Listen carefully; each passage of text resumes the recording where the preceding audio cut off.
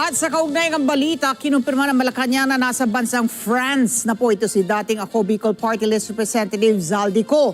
Kasunod ito sa impormasyon na nakuha ng Department of Foreign Affairs o DFA na meron na daw pending petition for political asylum itong siko sa naturang bansa. Buong detalye sa live report ni Madeline Villar Moratillo.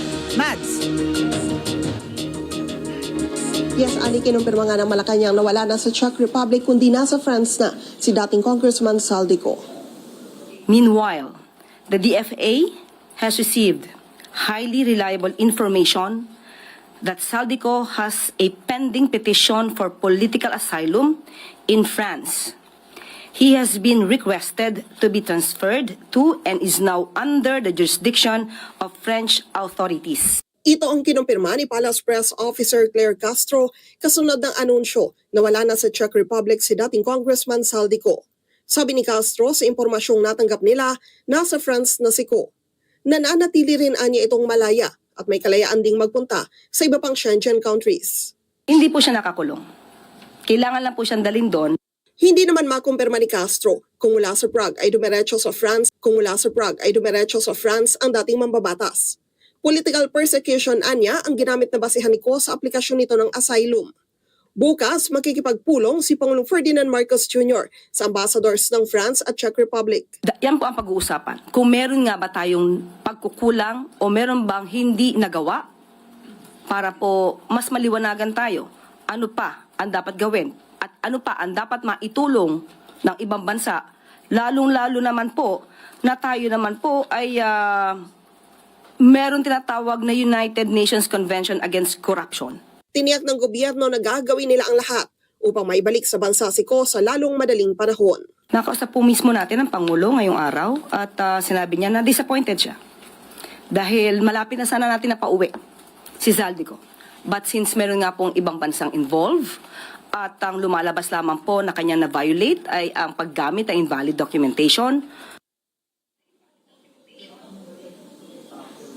Dumepensa naman ang Malacanang sa mga aligasyon na nasayang ang pera ng taong bayan sa pagpunta ng delegasyon mula sa Department of Justice doon sa Czech Republic pero wala namang naging resulta dahil wala na nga doon si dating Congressman Zaldico. Sabi ni Palace Press Officer Claire Castro, lahat naman ng naging gastos patungkol sa biyahe na ito ay ire-report naman sa Commission on Audit. Balik sa inyo dyan, Ali. Okay, doon sa pulong balitaan ni Secretary Vida, binanggit na traveling by land. Itong party nitong si Zaldico, gamit ang sasakyan, identified nila yung plaka, yung registration ng plaka. Kung hindi sila pinapasok sa Germany, no, na-check sila sa border control, going west. Ang isa pang, kung nasa France siya, isa pang bansa bordering the Czech Republic, bumaba siya south to Austria at nakarating ng France via Switzerland. So nasa France ngayon, merong application siya for political asylum on the grounds of political persecution. Pero katulad ni Harry Roque, na naaalala mo, merong prinsipyo na non-refoulement. Na ibig sabihin na kapag may pending na application for asylum, ay hindi pwedeng i-deport yung aplikante. Kaya sa tingin, ano bang sinasabi nila? Mas mahihirapan ang pamahalaan na mapauwi itong si Zaldico dahil dyan?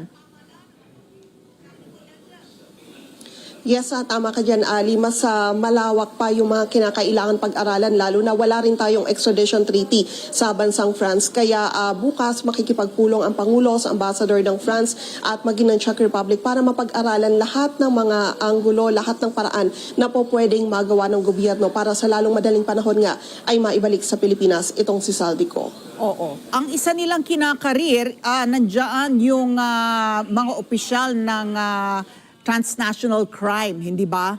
Para karirin yung pag-issue, makakuha sana ng red notice mula sa Interpol na ang tanggapan ay nandyan din sa Lyon, France, para mag-issue ng red notice laban dito kay Zaldico. Ang tanong, kung sakaling makakuha sila ng red notice mula sa Interpol, pero may pending petition for asylum, paano kaya yung dynamics nung dalawa na yun?